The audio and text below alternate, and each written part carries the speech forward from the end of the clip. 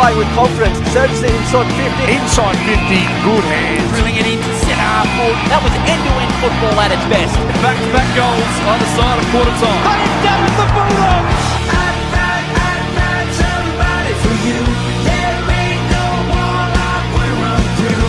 In your corner when they're ringing the bell. Come hell or high water. I'd fight somebody for you. Yes, g'day WAFL fans. Welcome one and all to another edition of Around the WAFL, and what a big edition we have got for you today as we look ahead to the Anzac Day weekend of football. One of the great traditions in the WAFL calendar. We'll look ahead to all the big matches in the WAFL and WAFL W this weekend, and as you can see, to my left, been missing for a week, but it's glad to have him back. Ethan Roth, my talented right-hand man. First off, Rothy, how you going? Yeah, good, thanks, Paul. Great to be back in what a weekend as well, the Anzac tradition, so a few big matchups that we're looking forward to. Absolutely. We'll have a big preview of all those matches, round 4 of the WAFL and round 5 of the ATCO WAFL W season in 2026. All matches with plenty of intrigue, so you won't want to miss our big preview of those. We've got to Ask Us Anything, a couple of great questions on the socials. We really appreciate all your feedback so far in 2026. We've got Xavier Milner from the East Perth Football Club set to join us in a matter of moments, looking ahead to that massive game on Anzac Day against Perth, which has become a great tradition on the WA football calendar.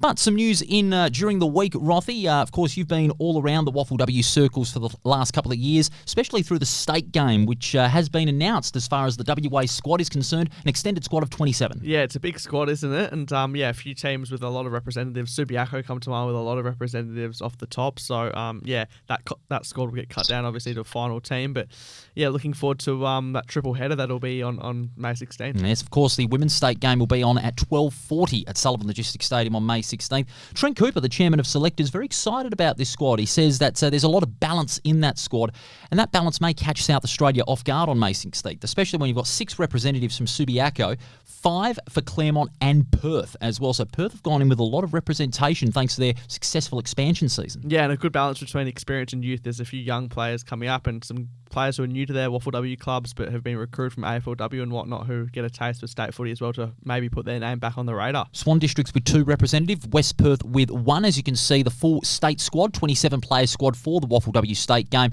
and Peel Thunder, the only side not to have representation, which is a bit unfortunate considering they've got a very good couple of players in the form of Chloe Wrigley and Tiama Collard. Yeah, it's always a tough one when players are going to miss out, but I think that provides good selection headaches. So, I guess those players will have to watch on and, envy for next year. Absolutely. Jack Schwartz leading the charge on May 16th. Speaking of Peel Thunder, your thoughts on Trey Bennell? Of course, earlier in the week, he retired after a spectacular decade at Peel Thunder, over 120 games, a premiership player, a very decorated defender over there at the Thunder. Yeah, inaugural premiership player, all part of that inaugural, back-to-back flags that they won. So, obviously very talented player. Sort of had a couple of goes at it, came back and that sort of thing. And, should be celebrated a terrific career and that many games. It's not too often we'll see that replicated, I think, from a start out from here on. Yeah, absolutely. Congratulations on a great career, Trey. We wish you all the very best in what lies ahead.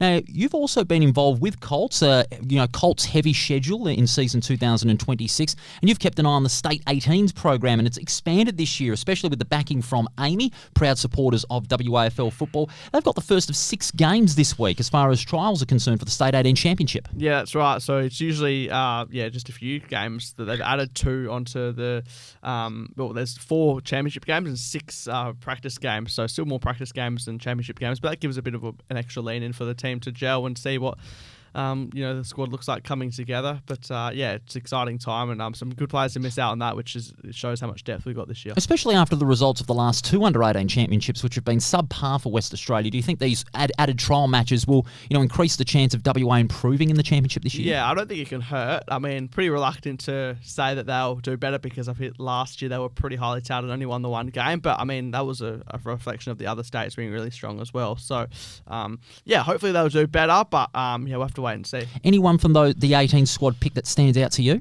There's a lot. I think, Leo Steed has really put his name on the radar. Played league footy this year, kicked a goal on Swan District's debut. He's a player that is probably in their best team, starting on the field now. You could just go about all of them, really, I think. So, yeah, some good midfield depth, some good forward depth, a few small forwards as well flying around. Finio, the likes of Cam Maynard as well to electrify, but then they complement the key forwards as well, and some good ruck stocks in there as well. Very good talent on display for West Australia very shortly. It begins later this year. The Under-18 Championship opening encounter is against South Australia at Mineral Resources Park. Now, let's get down to business, Rothy. A big Anzac Day weekend coming up. And East Perth, they're under the spotlight. They've lost 2 of their first 3 games, and both of them by less than 3 goals.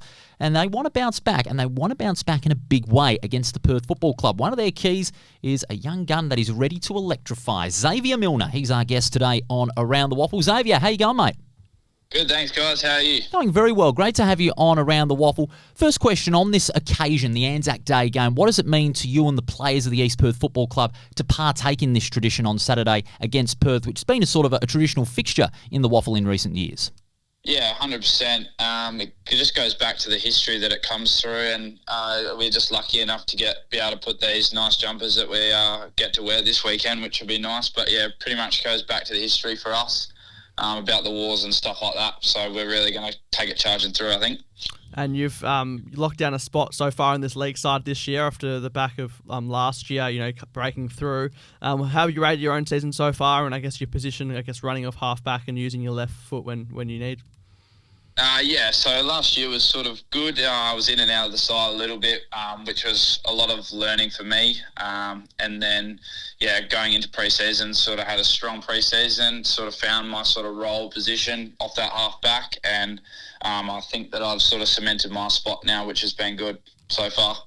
What part has Coach Ross McQueen played in helping you define your role as that key half-back and generating some penetration into the midfield? What does the part of the coach have to do with a role like that? He's pretty much just told me early what my role was going to be, and then sort of given me a player to sort of play like, which is Harrison McCready for us. He's more of an interceptor, but Ross has sort of told me and helped me out to sort of play that role as similar to him and sort of get us moving forward off that back line, which has helped a lot at the start. He told me early. And what's your read on Perth? They've had a bit of a up and down year so far. They've had a couple of wins, one real tight one, and then a smashing in round 1. But then they lost comprehensively to South Freo. So you have to be at your best. But what's your read on them? And I guess the key is to stopping their influence. Yeah, 100%. Like, they've got Charlie Constable in there, Sandover medalist, so he's obviously going to be strong, which will be tough for us, but I'm sure that we will get up and about early on them, and hopefully as backs we sort of stop the forwards and not get 7 kicked on us like we did last year, so hopefully we come out charging. Will Hamish Brayshaw be back in the side? He hasn't played since the grand final. He's had some calf troubles during the pre-season. He's expected, according to some, to come back on Saturday. Will he return? I'm not sure on that one, but yeah, he is looking fit and healthy at the moment. He's been running really well, nice and quick, and he is looking fit, but I think that's up to Ross and the coaching group, which I think they discussed last night, so we'll find out tomorrow night at our captain's run whether he's in and out, but I think he's looking really strong to be able to play this weekend if he was to, so yeah. Fingers crossed we do get to see Hammer back out on the field. It's been a long, long time, and like you, Hammer can electrify. Xavier, we really appreciate your time here on Around the Waffle. All the best against the Demons on Anzac Day. Thanks, mate. Yeah, thanks, guys. Thanks for having me. That was Xavier Milner, East Perth young gun, joining us here on Around the Waffle. That will be the big $64,000 question in the eyes of East Perth fans. Will Hammer return? Yeah, so watch this space. They'll no doubt be better if he is. But, we'll have to wait and see. I guess we can't expect too much from him. Obviously, he's a big game player, but first game back after the grand final. So if he does come back, he'll look to work into his groove, but I think they wouldn't put him out there unless he was pretty much ready. And they want to take that cautious approach like West Perth did with Aaron Black and the bruised ribs. Fingers crossed he plays on Sunday against South Fremantle. We'll preview those games and more after the break here on Around the Waffle. You're watching on the Around the Waffle YouTube channel, an amalgamation with Front Row Screens and Associates with the WA Sporting Hub, and also backed by our wonderful partners, Sullivan Logistics, proud supporters of Waffle in 2026, Front Row Screens Sport, District Promotions, and of course Grant's Car Stereo in Morley. Great supporters of Around the Waffle. We'll have a big preview of the Anzac Day round right after this.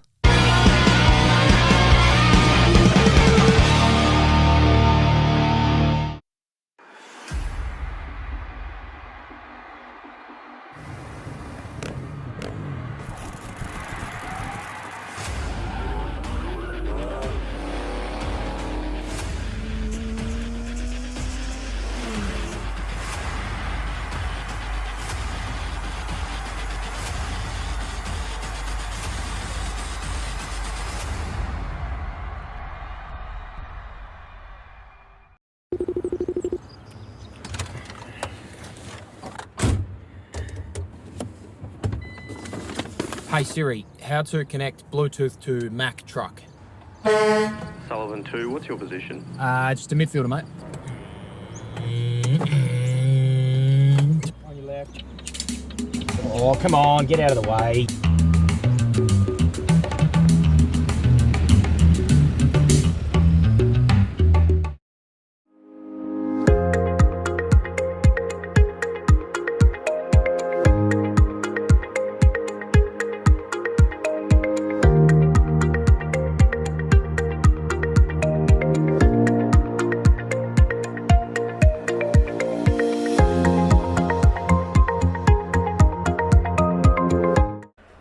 Car Stereo Morley, proudly supplying and fitting quality car stereos for over 15 years, selling top name brands like Alpine, Focal, Rockford Fosgate. From a simple upgrade to complete custom systems, stop in and see Grant and the boys at 61 Russell Street, Morley, or visit us online at carstereo.com.au.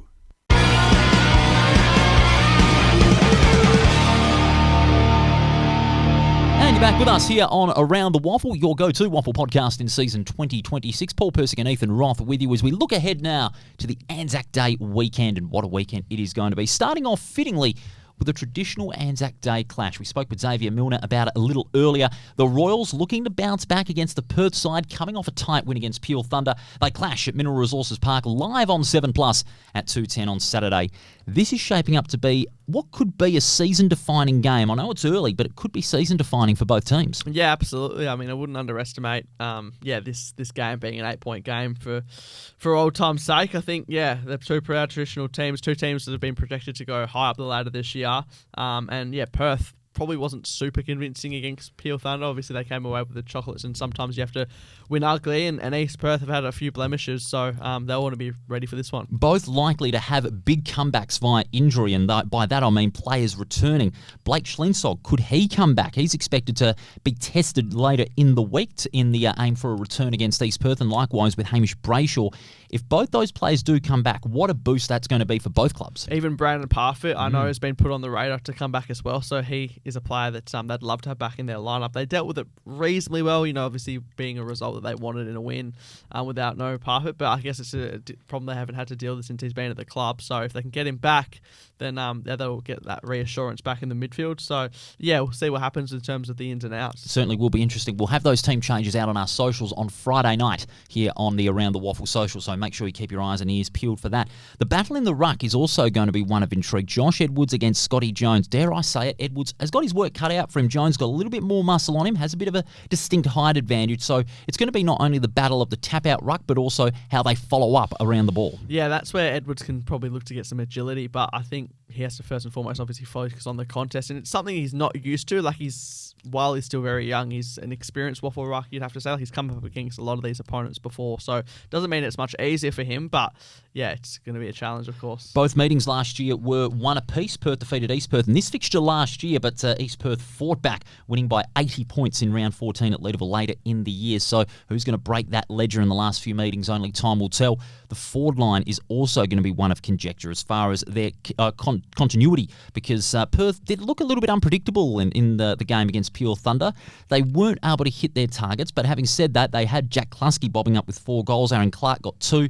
But the East Perth backline, I reckon, is going to have the biggest task. They're going to try and make that Perth forward line look very predictable. Yeah, they will. And, obviously they're pretty good down there, East Perth, like Harrison McCready, Stan Wright. They have a good balance of, attack and defence. Obviously, I guess Xavier Milner has added to that as well. So, they probably want a bit more support up the ground. But, obviously, it's a full team performance. Could be a battle of pace and aggression between both sides. Who wins? I've gone Perth. I think, I think it's big.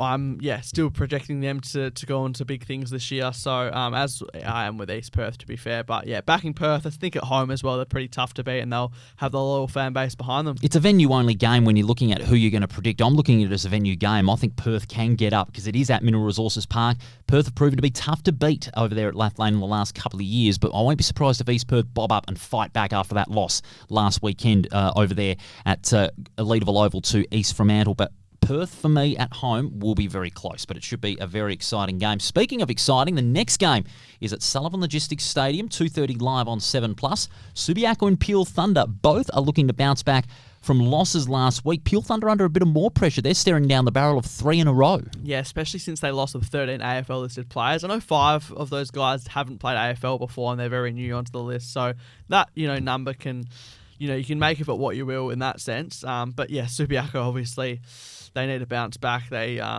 gave up, what was it, a 5-goal lead in the second quarter against the Eagles. That would not please Jared Schofield. They definitely, let that one out there. So they'll want to bounce back. And Peel Thunder, I expect them to be a pretty settled lineup in terms of probably not super amount of changes for Fremantle. Yeah, would you expect the 12 to 13 listed AFL players remain? They'll have 13 listed AFL players for that game, because how Jeremy Sharp hasn't got an opportunity at Fremantle, I'll never know. His last 3 weeks have been nothing short of brilliant. If he doesn't get selected by Fremantle, I reckon he'll have something to prove, and his motivation will lead him to another 30-possession game. He's going to be my player in focus for Peel. Yeah, he's done really well. I don't know. I think the stats can be a bit misleading with him at times. I think, yes, he's getting high 30 disposals, and that's not taking away from, he probably was Peel's best, but I just feel like sometimes he gets the ball and he doesn't dispose of it as good as the stats might say, and I think that's probably what's holding him back from Fremantle selection, of course, on top of them winning games.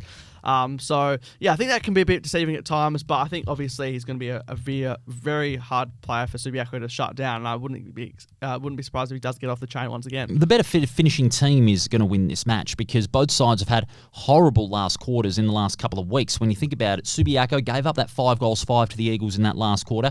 Peel had their chances but couldn't finish it off in front of goal, hence a 1-point loss. So it's going to be all about if the game is in the balance at three-quarter time. It was similar to Swan Districts and West Perth in round 3. Who's going to be the more settled team after three-quarter time, and they can go on a big run on the last quarter? I reckon Adam Reid and Jared Schofield, the respective coaches, are going to hammer that message home at three-quarter time. Yeah, and I think both will think they're genuine chances to win this. They'll always say that no matter who they verse, but I think these two teams will fancy themselves as favourites. Subiaco's forward line needs to be a little more flexible, especially when the game is in the balance. They had Petruccelli as that key forward, kicking 4 goals, but Mayo, Sokol didn't really get into it. I want to see them get more involved in that forward 50 and get more involved in that ground ball, because Peel Thunder's backline can often be punishing. Yeah, and they did get into the game obviously when they were piling on those goals, but they were probably a result of the team falling away. But interesting to see what happens with Jacob Bly and his former team if he comes back as well. If he does come back, I reckon Peel are in trouble, because he can really mop them down with his intercept marking and his gather at ground level. Considering that he had an AFL opportunity with Richmond a couple of years ago, but didn't really materialise. But now he's back at Subiaco. He's got a new lease on life, and he knows Peel Thunder as good as anyone. I know there's probably been some players there who have been drafted since he left the club, but he has a good read of how Adam Reid wants to play the game. Who wins? Subiaco for mine, I think. Yeah, at home. Peel, bit unpredictable. Subiaco are as well, but I'll back the Lions in. I think what they showed against East Perth in the open of the season, I think they want to replicate that, and I think they might. I'll back the Lions in as well, but also in a tight encounter. I reckon this one is going to go right down to the wire, and so could this one at Revo Fitness Stadium. Claremont and East Fremantle on Anzac Day from 2:30 on 7+. They played a cracker last year, round 16 at East Fremantle. You were on the call for that one with Declan Mountford in game 100, kicking the winning goal.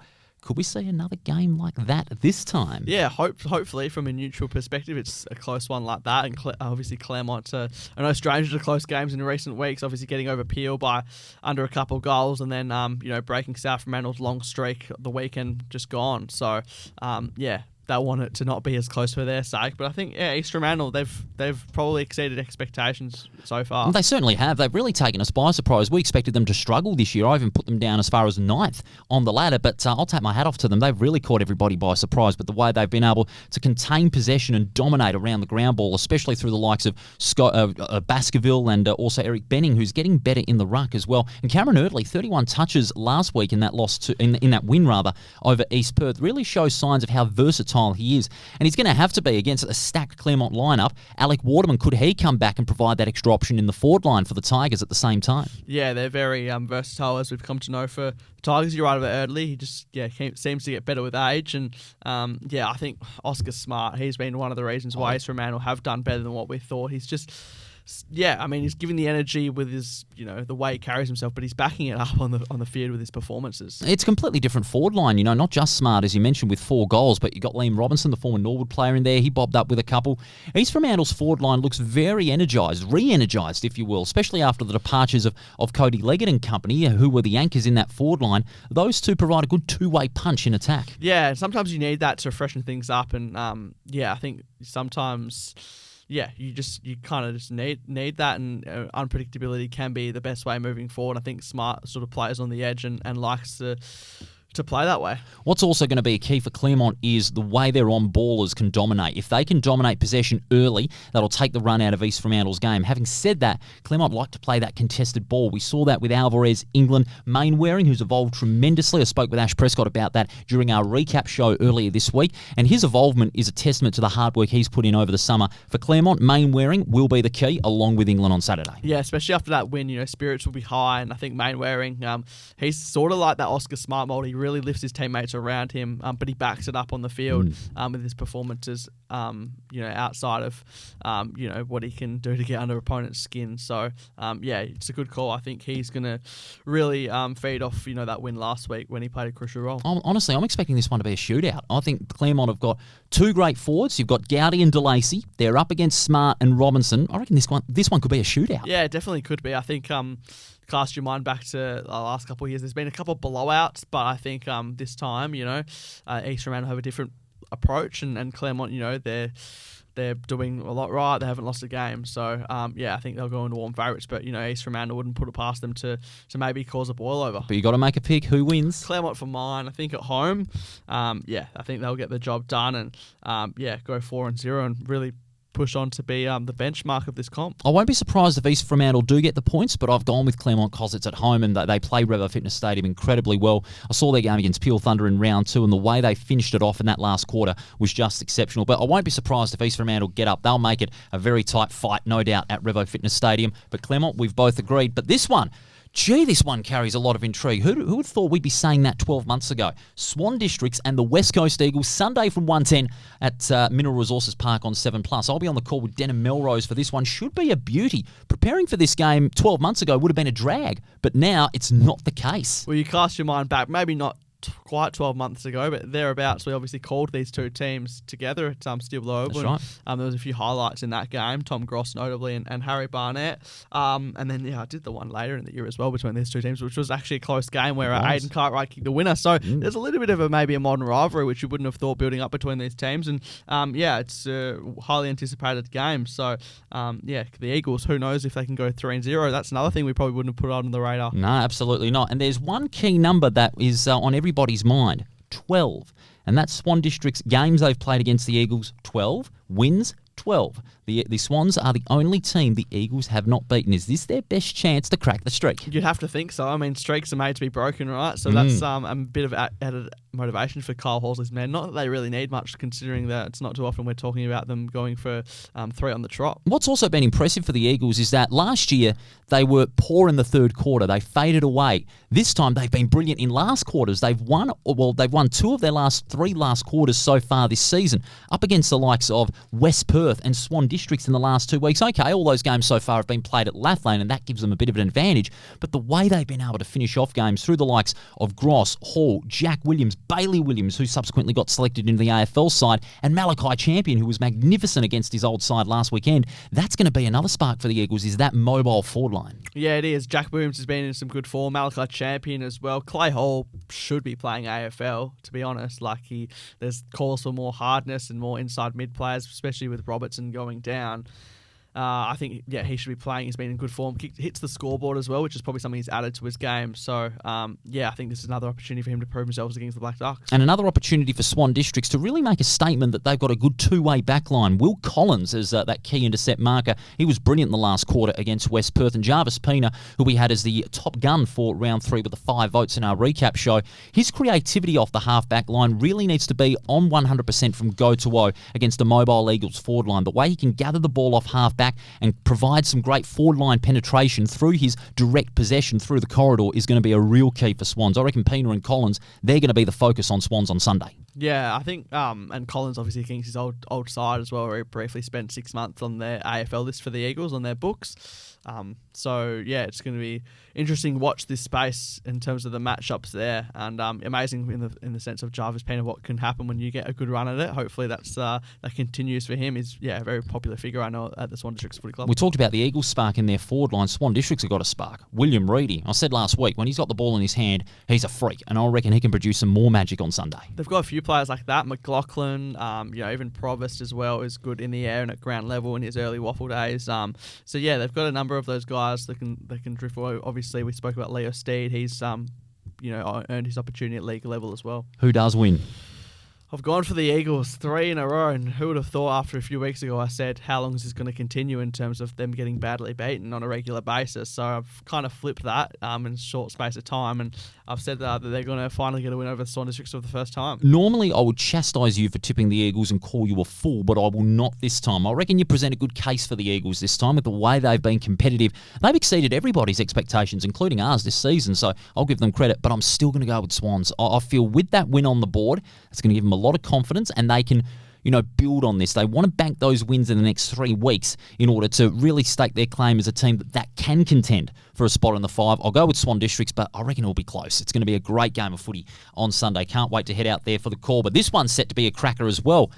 Well, maybe, but hopefully for West Perth's sake, because on Sunday, live on Channel 7, 2:10pm, HIF Health Insurance Oval plays host to the Falcons and the Bulldogs. And I'll say right off the bat, Rothy, the Bulldogs are seething, and they'll be out for blood after having their streak snapped. Yeah, you fear a little bit for West Perth, considering their recent form. So yeah, South Fremantle will be very eager for Sunday to come around. Good to have a couple of Sunday fixtures as well on the long weekend, and this one on free-to-air TV, so it's an opportunity for these two teams to show what they're made of on the big stage. Especially South Fremantle, because obviously without Matty Parker, their midfield dynamic was a little bit disjointed, but they still had the likes of Florica and Bledgington getting a lot of the football. But it's going to be how hungry they are. And we said last year after the loss to the Eagles, having a loss is not such a bad thing. Is that same approach going to be applied to the Bulldogs, even though it's against a lower-ranked team on the ladder, for that matter, the bottom team on the ladder? That was exactly on my mind. I agree. I mean, you never want to lose a game, as we say, but I mean, sometimes when the streaks get, into the 20s, as perhaps they were eyeing off, or high teens, I think to start a fresh slate, and you look what happened last year. They lost that game to the Eagles. Okay, different circumstances, and not comparing West Perth with a proud history to a team like the Eagles, but sometimes it's not the worst thing. And they only lost by a kick in the end as well against Claremont. Like Musica, if that goes either way, if they don't get that passage of play with Mainwaring through the middle, we're not talking about a South Fremantle team. But they hungry. Also kicked 8 behinds. Keep in mind, South Fremantle, they couldn't convert. If they converted on 1 or 2 chances, maybe they would have won. So that's something that they need to work on this week. Yeah. Well, yeah, it is. I think the hunger thing probably won't be an issue, though, for them. West Perth, I reckon one thing they must do is put Shane Nelson back in that side. I think it was a mistake by the West Perth selectors to drop Shane Nelson. Despite being in great form, he had 32 disposals the week before in the loss to the Eagles, but it still bamboozles me to an extent why they would drop him. Okay, you want to have team balance and build for the future, but Shane Nelson still can go, and I reckon the selectors made a bit of a mistake. They've got to bring him back in. That's the bottom line. Yeah, sometimes it can be a fine line with making a statement and, obviously putting your best team out there still.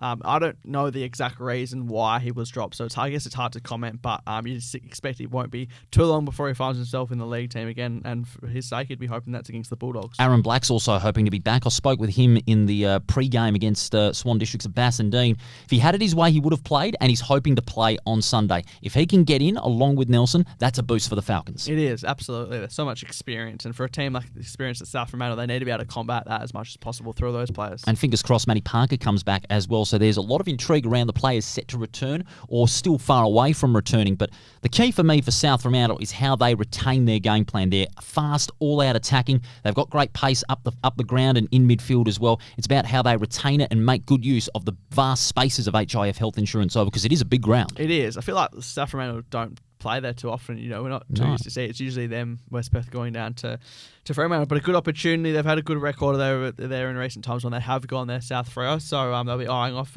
another win, and it's what is probably the furthest trip for them when they'll play outside of regional grounds. Who does win? South Fremantle for mine, pretty comfortably in the end. I think I wouldn't be surprised if this is the biggest margin of the week. I would think so. South Fremantle in a canter, I will say. I think West Perth are going to be in for a long afternoon because the Bulldogs are going to be out for blood. Let us know what game you're going to check out over the Anzac Day weekend. Of course, you can check it out on 7plus, live and free. If you can't make the game, it's going to be a wonderful Saturday out there. Beautiful conditions. Not so much on Sunday. There's going to be a bit of rain around, so it could be the great leveller on Sunday. Hopefully, for the sake of the underdog teams, that could be a good omen. Maybe we'll have to wait and see. We'll have to wait and see, indeed, no doubt. Rothy's Colts Report is back. That'll be after the break here on Around the Waffle, and then we'll get right into the WAFL W action, round 5 of the ATCO WAFL W season, and you'll have that right after the break here on Around the Waffle on your podcast service and on YouTube. We'll see you soon.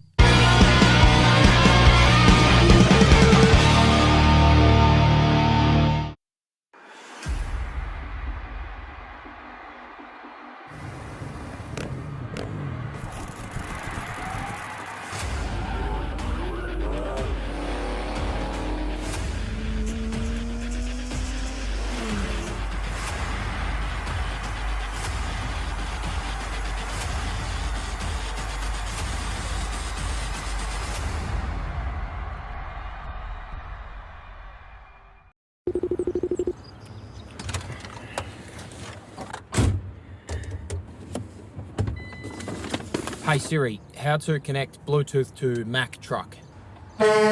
Sullivan 2, what's your position? Just a midfielder, mate. On your left. Oh, come on, get out of the way.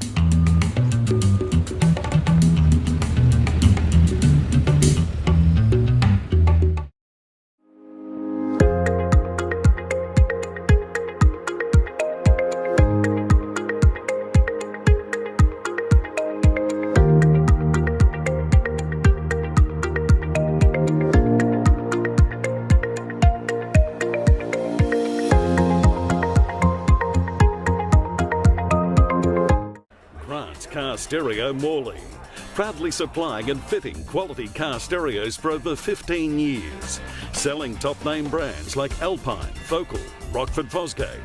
From a simple upgrade to complete custom systems, stop in and see Grant and the boys at 61 Russell Street, Morley, or visit us online at carstereo.com.au.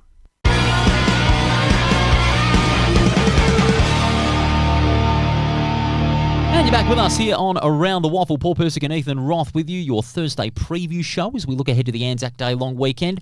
And after it was missing in action on Monday, it's back. The Colts Report, Rothy, EGT Waffle Colts action this long weekend. Plenty of great action. There is, and it starts on Friday night with Subiaco and Peel. And I think Peel, honestly, this could be their best chance for a win for the first time since round 15, 2024. It's been a long time in the making. And Subiaco, they had a hit out against Wesley College because they had the bye, obviously, with no Eagles Colts team. And they belted Wesley, obviously, in the PSA in a practice game. So, I mean, there'll be some confidence taken from that, but nothing like, I guess, coming back from a bye and putting on a good showing. They're obviously still searching for their first win of the season, as are Peel.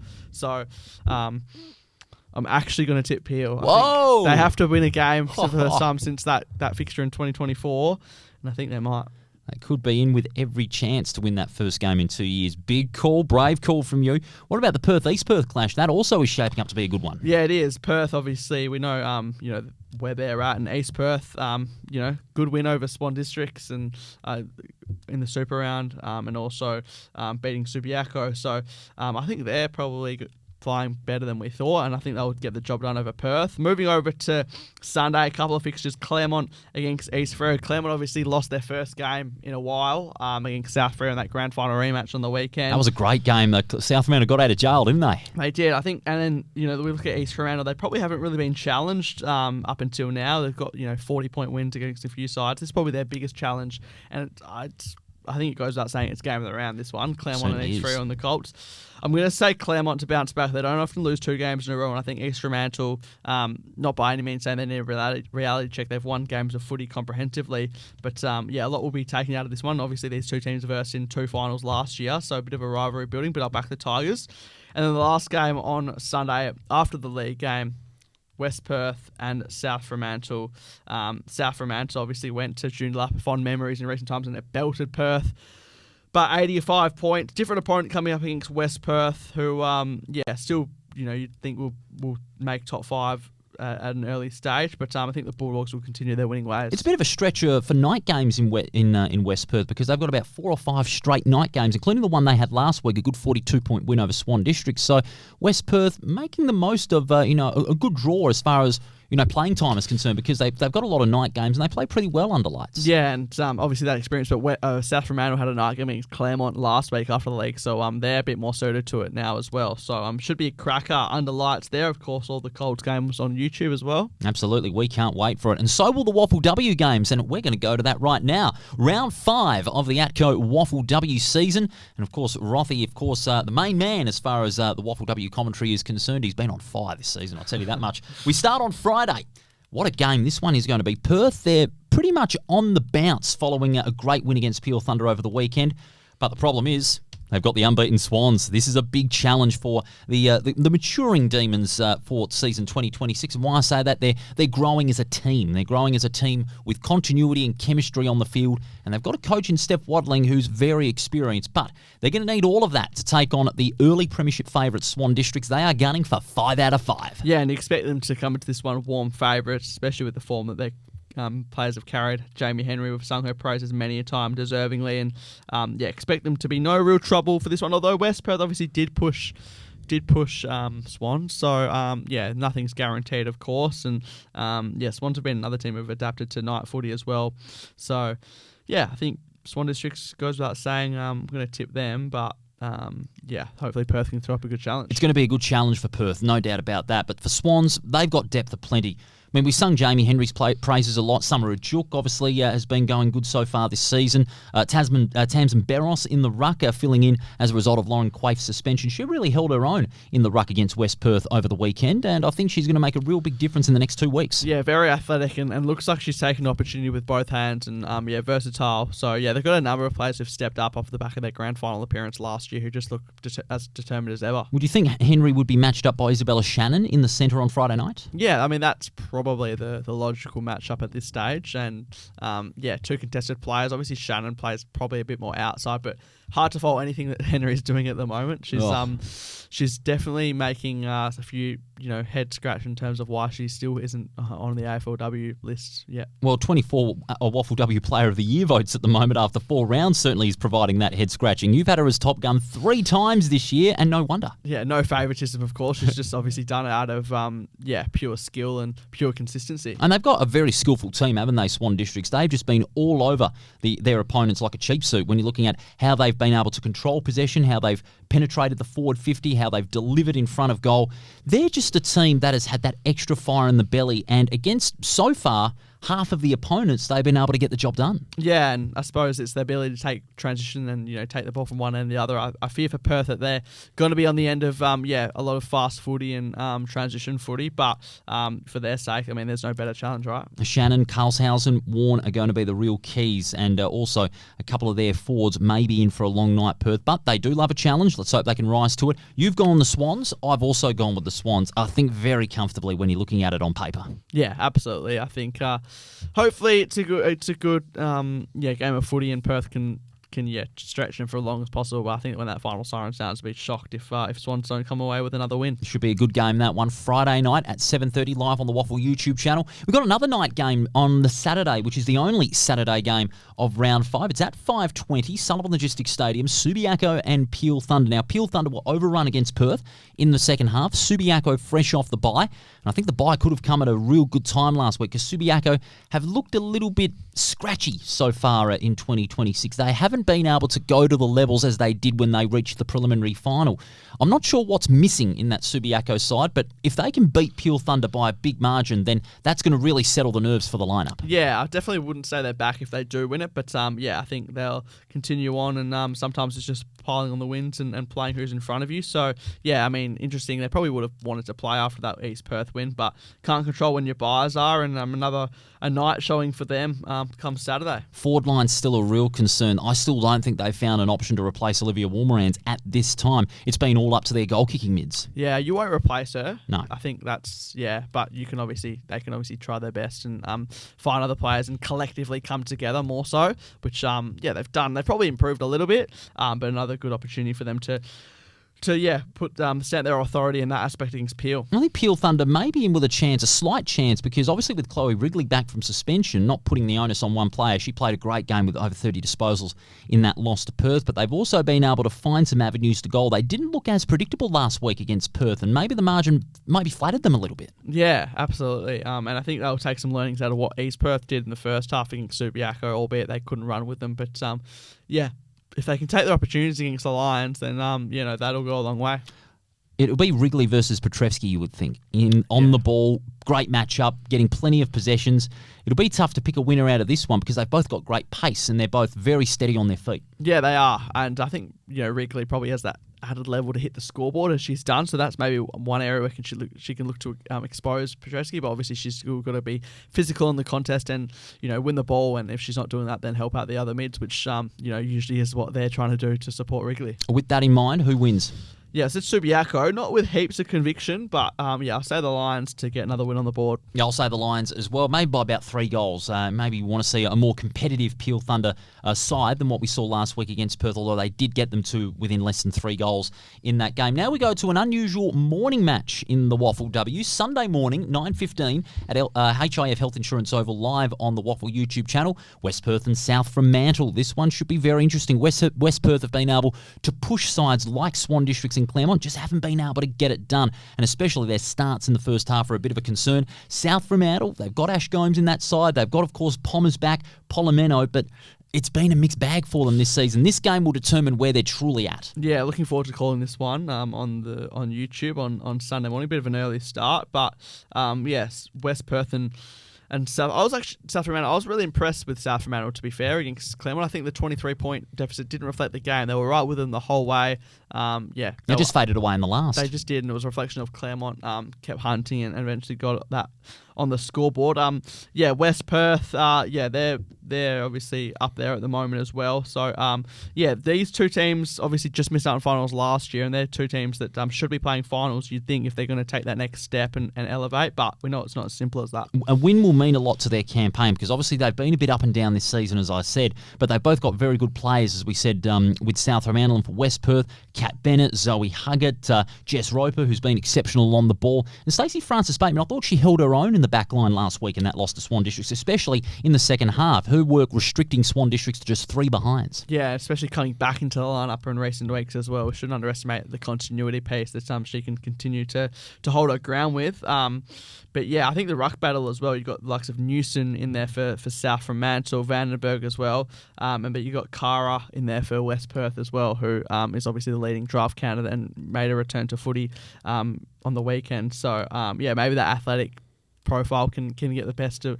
better of her South Fremantle opponents, but anytime you're probably outnumbered, not saying the likes of Fisher can't go into the ruck for West Perth, but obviously South Fremantle probably have those two mainstay rucks more so, where they'll try and get on top of her with the support of each other. Because South Fremantle have a more flexible ruck stock, don't they? Especially with those 2 main options. Yeah, they do. I mean, they have probably more seasoned rucks in terms of a bit more exposure at WAFL W level, but also just bigger bodies. Both, of course, had round 4 defeats. Who does bounce back? I've said West Perth, but I think South Fremantle they could win this. So I was kind of on the fence and tempted somewhat to go with South Fremantle, but I've said West Perth at home. I had that same temptation, but I'm going to go with West Perth as well on Sunday morning. And then we conclude the round over at Revo Fitness Stadium on the WAFL YouTube channel, 2:10 p.m. on Sunday. It is Claremont and East Perth. And this one, while expected to be one-sided, got to give credit to East Perth. They're playing some really good football. Despite only having the 1 win on the board this season, they're starting to get better, especially the youngest players in the side. They are, and they can take some confidence out of that game against Subiaco, as well as obviously a little bit against East Fremantle as well, despite not coming away with the win that they were after. Claremont, they're continuing to go strength from strength. Obviously that dominant win of Appeal, and then translating it to South Fremantle, where they weren't overly convincing, but that's probably a reflection of how good South Fremantle were as well. And I think they just overran them in the end through the likes of Smith. Sergeant Wilson had another great game. Harkin as well. The list goes on. And obviously Beck Anderson kicking a bag of 4, and Mia Jackson hitting the scoreboard for a second consecutive week. They'll look to build on that. And they can't keep relying on Rachel Ortlup up in the forward line, and that's why the likes of Anderson and co have been able to get into the game and make that Claremont forward line less predictable than what it was in round one. We're always going to draw that comparison to that round one defeat because it was the apex of improvement for Claremont after that game because they've gone on to some pretty good wins since then. Yeah, and I think if you ask Jack Schwartz what the most pleasing aspect of their wins from a forward line standpoint is that exact point if they're not relying on Rachel Olive, it feels like if she doesn't hit the scoreboard, then they can still comprehensively get the job done, which maybe hasn't been a thing of past, which is due to her success and her longevity. But yeah, the youngsters coming through like Anderson, Jackson as well, particularly because they're probably more key position players, and Olive has maybe had to play above her height in the past. And don't forget Juliet Kelly is another key position player as well. She's going to be right up there in the contest. Yeah, absolutely. And a lot of these people have been named or thereabouts in the WAFL W squad for the Sandful. So yeah, they're putting their use to good work. Liz McGrath and Lucy Greenwood have been two standouts for East Perth. I reckon they've got themselves a really big task against the Claremont on-ballers. They do, yeah, for sure. And it's not going to be easy. Hopefully they can hold their own for as long as possible. But yeah, I think strength in numbers obviously lies with Claremont in that department. But as we said in the men's games for Sunday, the weather's going to play a really big part. It's going to be a bit slippery over there at Revo Fitness Stadium, and that could play to East Perth's advantage. They had a good win in round one against Peel in similar conditions, mind you, so they'll take a lot of learnings from that game. Yeah, they will. Maybe that'll play into their favour, as we said, with the men's side of things. Who does win? Yeah, Claremont for mine. The rain obviously plays a little bit of a factor, but other than that, I think they should comprehensively get the job done. Yeah, I'll say Claremont as well to continue on their winning ways. That's WAFL W round 5. All the matches on YouTube. Good luck with the call on Sunday morning. You've got yourself an early start too. Yeah, should be good though. Obviously, hopefully the weather holds off for as long as possible. Fingers crossed, no doubt about that. We're going to clear a break, and when we do come back, it is Ask Us Anything. Some of your questions relating to WAFL football as we look ahead to the Anzac Day weekend. It's all thanks to Sullivan Logistics, District Promotions, Front Row Screens, and Grant's Car Stereo. We'll be back with Ask Us Anything after this.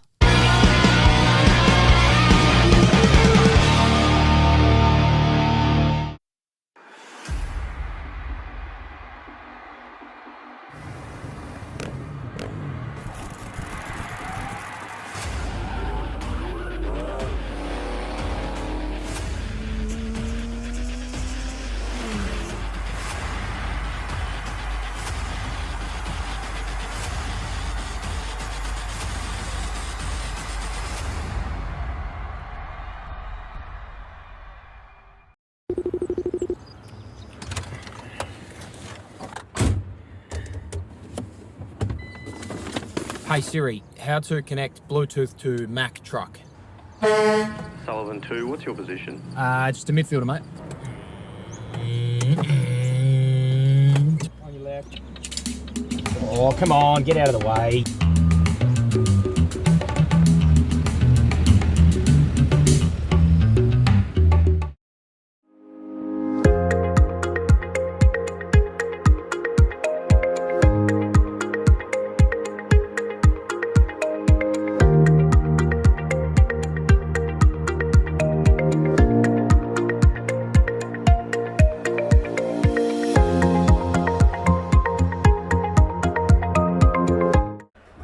Car Stereo Morley, proudly supplying and fitting quality car stereos for over 15 years, selling top name brands like Alpine, Focal, Rockford Fosgate. From a simple upgrade to complete custom systems, stop in and see Grant and the boys at 61 Russell Street, Morley, or visit us online at carstereo.com.au.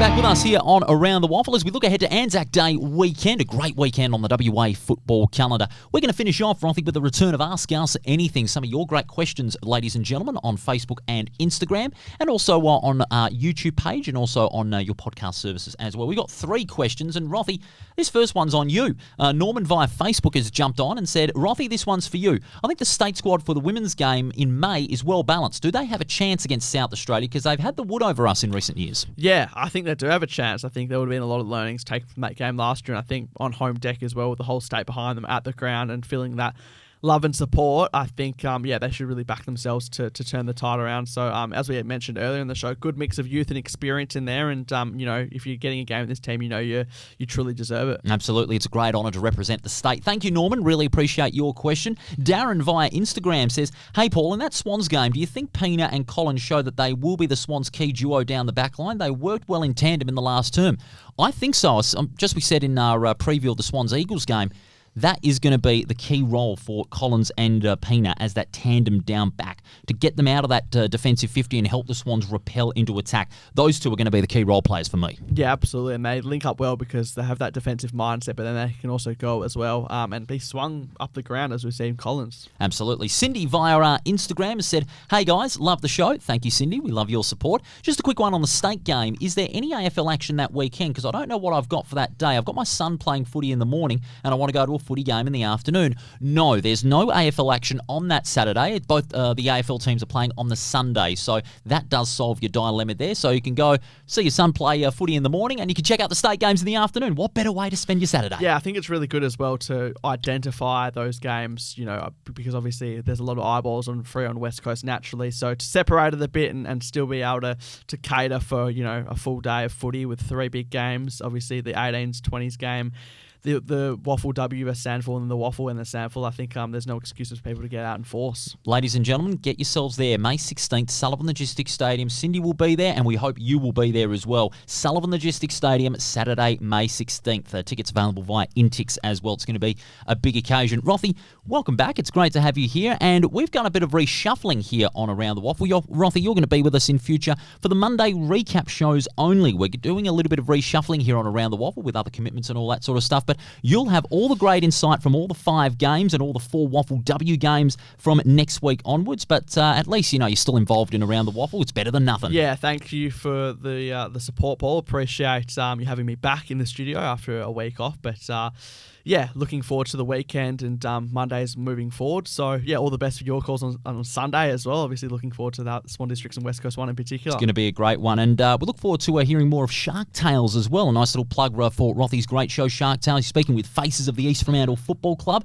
Who have you got in store next? Don't want to reveal too much. We've sort of changed things up a little bit. Obviously, the guest episode's still prominent, but now that the season is well and truly here, we're having a bit more of a reactionary take on what's happening inside the 4 walls with both results and bits and pieces with Georgie Clevo is a friend of the show, obviously well-known AFLW player with West Coast, and getting a look in the media side of things with her. So reactionary content, some players coming in and out. So I watch this space for the East Fremantle Football Club, and tune in if you can. I'm looking forward to hearing the next episode, Shark Tales. Look for it on your podcast service. That's all what we have time for our preview show today here on Around the WAFL. We look forward to your company on Monday when we recap all the big action from the Anzac Day long weekend. You can check us out on YouTube and your podcast service anytime, any place, anywhere, and also on our socials, Facebook and Instagram. Have a great weekend of football. We'll see you on Monday.